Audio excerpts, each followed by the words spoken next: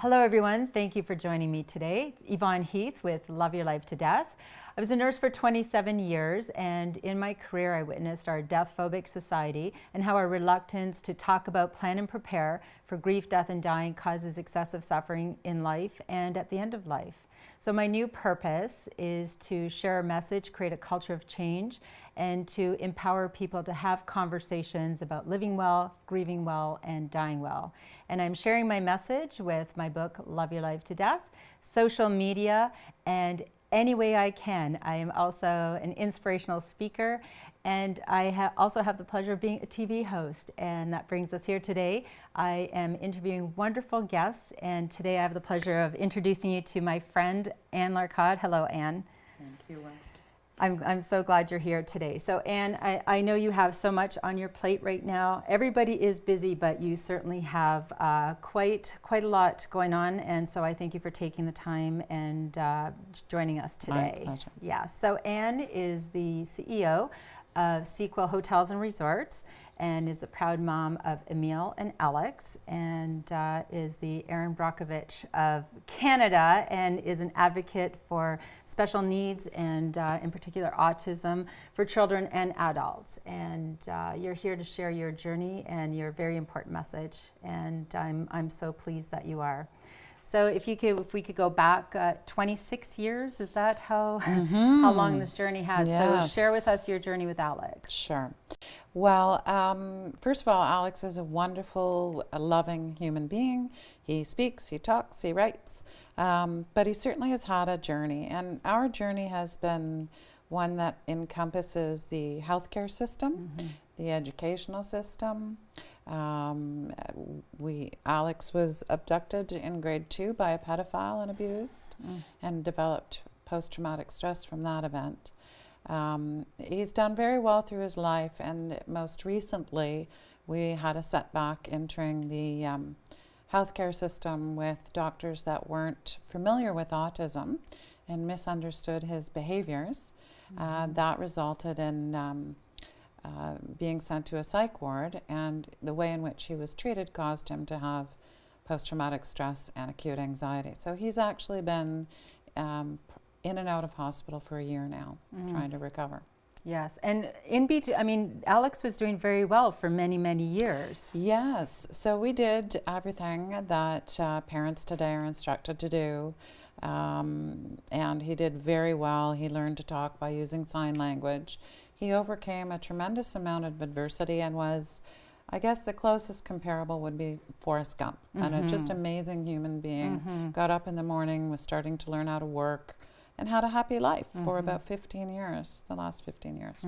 That's a long time. I mean, obviously, so that would be so devastating to have a setback. And what triggered that sort of sequence of events? Well, change for anyone is a challenge, but for people with autism, change is more difficult. So Alex was moving into his own home with supports, but simply speaking, he was in pain and developed some incontinence and was put on a medication that is black labeled for seniors with cognitive impairment. But we didn't know of any challenge for people with autism, and he had an adverse med reaction. So it was just a really simple reason why we were sent to an emergency department. And so from that reaction, he was sent to an emergency department. They didn't know how to deal well with Alex and his condition, and it just spiraled down from there. Yes. What we've realized in Canada is our mental health care system is lacking in terms of supports for the number of people that are currently needing assistance. However, when you're an adult with autism, the supports are practically non-existent. So imagine if your son or daughter was blind or deaf or for lack of a better word, challenged, and was thrust into a system with medical personnel who are desensitized, who don't have the expertise, and you understand the trauma I had with a very vulnerable child who has the cognitive ability about a 6, 7, 8-year-old. Right. And what we experienced was his behavior being misunderstood because he was crying but has no tears. He has achlorhymia. And ending up in 5-point restraints for over 24 hours and mechanically and chemically restrained. So clearly that for someone who has autism and who has PTSD, that would just be, it's traumatic for anyone, but that would just compound all of those other complex issues. And we don't have the expertise in emergency departments. I know I worked in one for many years, and we all do the best we can, but we don't know well. So what needs to change? How can we prevent these occurrences? Other countries have developed protocols for special needs and autistic adults or children in terms of non-use or the use of restraints and chemical drug-related treatments. So first of all, I think without a national autism policy, we can develop those and outreach to doctors and nurses so they're better trained. We could certainly do rotations through med school in the area of dual diagnosis or autism so people are better equipped to deal with this sector. We could in fact have emergency centers with trained doctors specifically in this field. Right. And you know, at the end of the day, and in looking at statistics, 1 in 10 people have autism. Yes. Also with mental health as a whole, 1 in 5 people will be affected by a mental health issue. We need to get better at this. We need to change. We need to create a culture of change, because it is it's all of our duty to take care of everyone in community. And you know, someone with autism or any other mental health issue is just as important as someone with any other diagnosis. I think the most surprising aspect of this year for me was realizing our mental health care system is stuck in the 50s.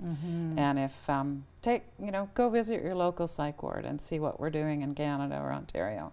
Yes, we need action. The time for talking was long ago. We need more psychiatrists. We need therapeutic ways in which when people are on psych wards to help them recover, and we don't need a Band-Aid. And that, unfortunately, in many aspects of our society, it's Band-Aid medicine because we don't know what to do with it. But we can get better. We can. And it takes people like you, Anne, to be that voice. And I know it's challenging, but I just applaud you for everything that you do. You go above and beyond. And you're fighting not only for Alex, but for change for everybody. Yeah, I'm fighting for everyone because I don't want this to happen to one more person. Right. And so Alex has been in and out of hospitals in the last year, but you have created this amazing home where you have worked so hard renovating this home in hopes that Alex can live perhaps in community with other people with special needs and support. I've been to the home. It's beautiful. I would love to live there. And he just spent the last couple of days, you've been working really hard over the last year to get him home.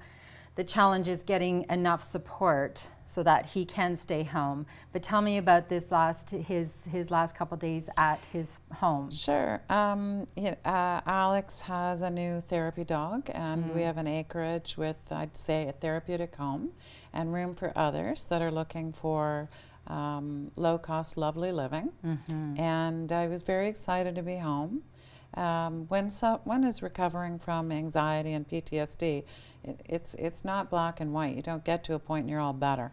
It's something you cope with, and you can have good days and bad days, and I expect we'll be recovering for some time. But he's hopeful. He is hopeful, He's and hopeful. I love. Do you mind sharing? I know that who better to hear from than Alex, and what I would love to honor Alex. I could. Alex actually has regressed, so his writing skills are not what they used to be. But he asked me verbatim. I wrote down what he said just one night ago. May I? Absolutely, Okay. please. We have a new journey. We have a new fighting chance. It was a long journey, a long, long, long process for Alex Larcade. There's a new battle for Alex for everything he sacrificed. There are no words to describe the one you never believed, the one med change gone wrong. There's a new battle. Alex has lost and gained. It was a long journey back home. A new loss, a new journey back home. To all the parents who have children with autism or special needs, do not try Mirabetrix or Visicare for incontinence. It's a red flag med gone terribly wrong. All behavior is communication. We can help. We can, help others. Damn well help. We can help them grow and learn. Alex, son of Anne Larcade, who would never hope this happen again. Alex is never suicidal in 26 years. I am capable. I am strong. I am here today. Today is a new chapter. I am mentally better. I am better in my whole body. I feel settled. I am calm. I am confident. Go public, go political, or go legal. There's no better parent than Anne Larcade. I love my Emile. I love my family. Who I am today? I am caring. I am passionate. I am very caring. I am Alex Jules Marie Edouard Larcade. You're not supposed to make the host cry. That's extraordinary. And I'm so glad that you shared those words, because I think Alex said it all. And you know, we as communities need to do better. We need to educate ourselves, healthcare providers, and change. And we can do better and show up for our most vulnerable in our society. So thank you so much for sharing this message, Anne. It is so important. And I just want to hug you right now, but I'm hooked up to the mic. And I look forward to visiting Alex in Casa Alex. Oh, thank you, Yes, Yvonne. I Thank absolutely you for will be inviting doing us. this. And it's just a pleasure to be here. Yes, thank you, Anne. This brings us to the end of this segment. And when we come back after the break, we're going to be joined by the lovely Mindy Piva, a longtime paramedic, but had to leave her career due to a call that changed her life. And we're going to talk about PTSD, which a lot of people, there's certainly a buzz about PTSD in our society right now. Another critical thing that we need to address, we need to talk about and practice prevention and change. And I look forward to hearing from Mindy, and we will see you after the break.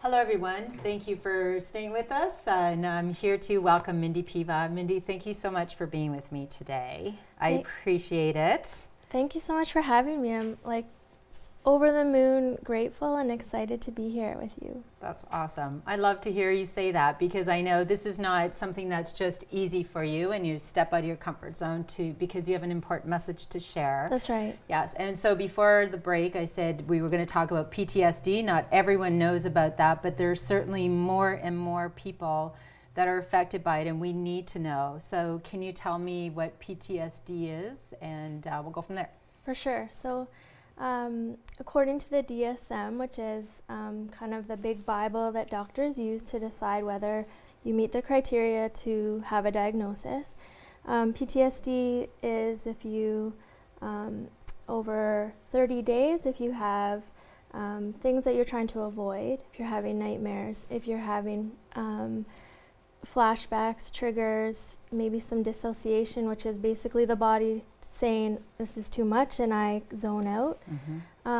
When you meet all of those criteria, you get a diagnosis of PTSD, post-traumatic stress disorder. So post-traumatic stress disorder. Okay, and that, I mean, I started to do a little research as I was getting ready for the show, and the numbers are staggering, actually, that we need to start paying attention because, of course, so many of our healthcare professionals are affected, and I believe probably so many more than we even know, because with any kind of mental health issue, as we discussed with Anne, also there's stigma, and you know, people feel maybe ashamed or embarrassed that they're not able to cope as well as maybe their coworker, and they don't. I feel like in healthcare we're supposed to just kind of brush off how we're feeling and keep on going, and the problem is we're human. Absolutely. That's a big problem. When we talk about PTSD, obviously there's like something that is so traumatic. The idea of PTSD is that something so traumatic your brain actually doesn't know how to file it. Okay. So it is stuck right in the forefront, and that is all that your brain sees, and it wants to avoid anything that's going to remind of that thing, that event, that horribleness and tragic thing that your brain says, this isn't supposed to happen in life. You're not supposed to ever see something like this. So that is, it's actually nature. It's how God made us to be able to avoid something that's going to be harmful in the future. Right. So PTSD, the diagnosis, the label, it's actually a normal reaction to extreme trauma, just like bleeding is a normal reaction to a cut. Getting a cut. So a lot of paramedics and first responders, police, fire, everyone actually that has been touched by PTSD from a workplace incident, I like to think of it more as post-traumatic stress injury, so PTSI. Right, okay. But so, you know, a disorder makes it sound like I'm disordered. Sure. Really, my brain is trying to protect me from having an injury. to... Exactly. It's an injury, but when someone has a cast, or when we're bleeding, or we have a diagnosis of cancer, it's more tangible for people. That's right. And it is any mental health issue, autism, special needs, anything, PTSD, people can't wrap their head around it, and you look fine, right? And that's also, that's part of why there's a stigma attached to it, and we don't understand it, and what we don't understand, we don't want to deal with. Absolutely. Right. Yeah. Yes. And for this show, and I'm looking and I saw so many things that were very disturbing to me. And Jordy saw one on CBC that 22,000 people in Eastern Ontario suffer from PTSD. Globe and Mail talked about the fact that the suicide rates are high. The healthcare system, we are not equipped to get first responders the help they need. The other big thing is that in different areas, there's different levels of help and acceptance. And you know what I also see a very big gaping hole is that we don't practice prevention when you go to school. And not that it would, you know, solve everything, but perhaps if we coping skills, strategies, beliefs about life and death, and what you are going to experience, I think that needs to be a greater focus. Do you agree with that? Yes. Yes. And when you talk about this stigma, the other thing that I've come to realize, there's also a stigma in, like, in that career. If you're in the, if you're a paramedic, police, fire, you are in control. You can go into the scariest scene. You can tell fire, please go over there, take this.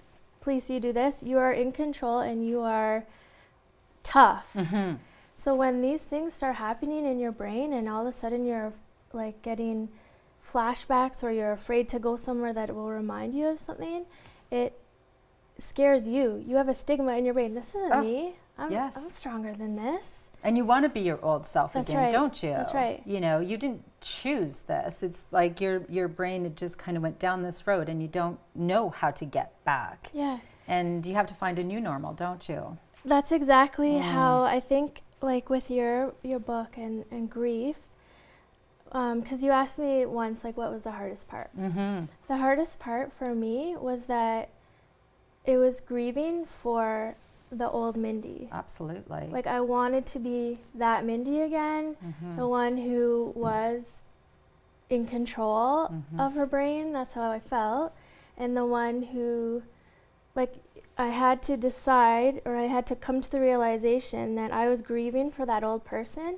I can stay stuck here, or I can decide that, you know what, okay, I'm just gonna grow and be a new Mindy. It's okay. But that didn't happen overnight. That was a very, very, very long journey. And you worked hard at it, and you were committed to creating that change, and good for you, because now you're helping others who have gone through the same thing. And that's fantastic. And you said about that is a normal reaction. I spoke to Tracy Howarth as well, who is another paramedic who has suffered from PTSD, and she wrote in big letters, it's completely normal, the reaction to this trauma.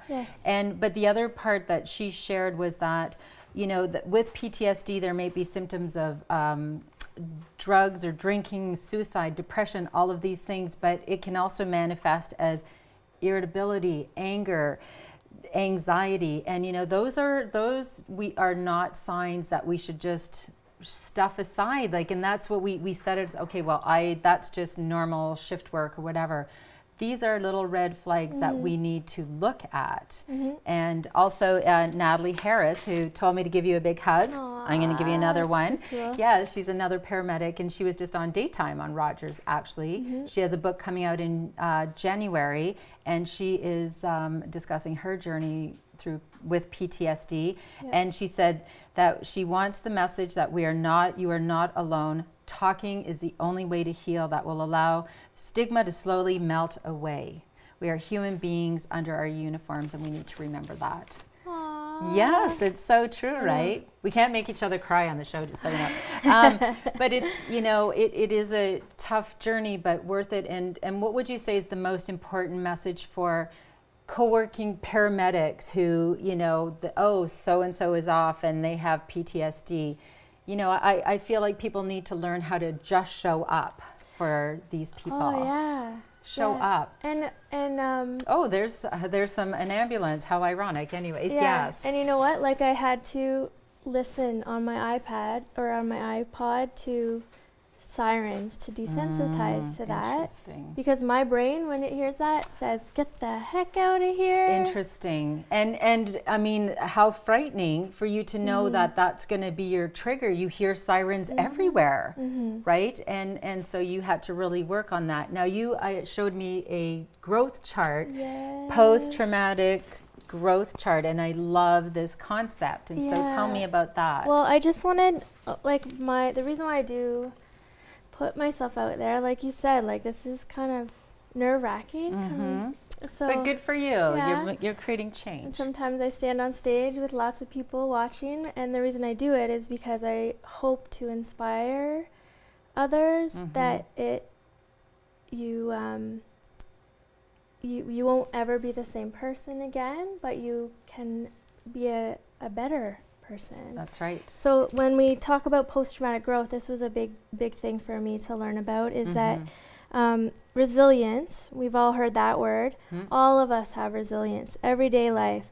Oh, I got a new car. Oh, I don't know, didn't win the lottery. I don't know.